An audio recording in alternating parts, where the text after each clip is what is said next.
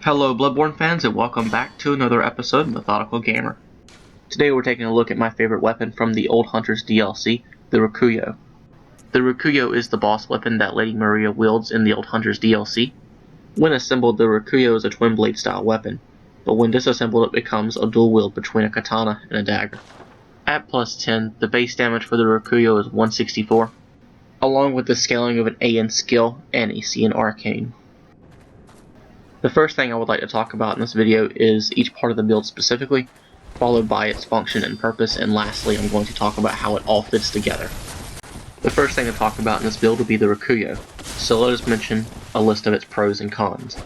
The two variables of the Rakuyo that catch anyone's eye is first its speed, and secondly it's its DPS.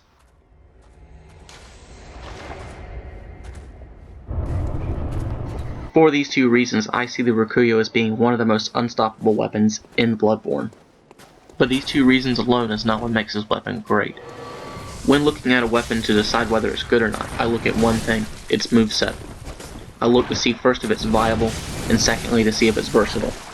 The thing about the Rakuyo is it has both. Taking a look at the Rakuyo when it's in its transformed state only, all the attacks in this state are very versatile and very viable because of its tracking and because of its speed. The R1s and the R2s are excellent when you're trying to chase down an opponent who's dashing, and the L2 double spin works great when you're trying to bait an opponent or play defensively. Alright, now let's take a look at some of the cons of this weapon. First off, I don't really consider them to be cons, but more or less something to be aware of when you're PvPing. This is because this is something that an experienced player in Bloodborne can use to his or her advantage. But the good news is you can use this to set up even the most experienced players and counter them so they're playing right into your hands. The biggest con that I noticed right off the bat when using this weapon is when the weapon's in its twin blade state. When this weapon is not transformed, all of its attacks are only initiated from the right side and stay on the right side of your character. I personally see this as a major flaw in your character's defenses. When I first started playing with this build, I had no intention to level up my Bloodtinge as high as I did. My initial plan is to do what I normally do for my skill builds and let the weapon do most of the work, and from there only use the gun to parry. The more and more I use this weapon, I realized after a while that that would not be the case for this build. This build needed something in the left hand that was just as powerful as the one in the right. Now this subject takes me really well into my next topic of the video, the Evelyn. If your character in Bloodborne has over 30 Bloodtinge, the Evelyn is going to be your highest DPS outputting firearm in the game. When I first started using the Evelyn with this build, I was going to use it how I always did, and just use it for the parries. I thought that would be good enough to cover my defenses.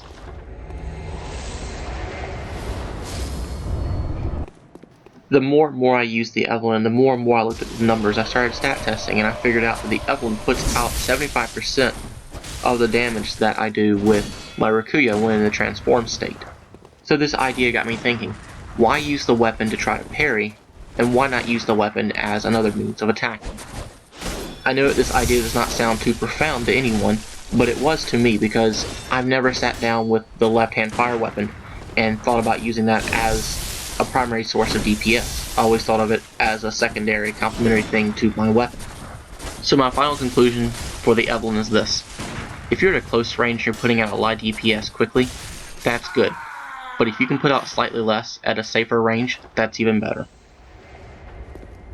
Now that we've broken down the weapons and looked at them individually, let's bring them back together for the build and talk about how they work best with each situational use.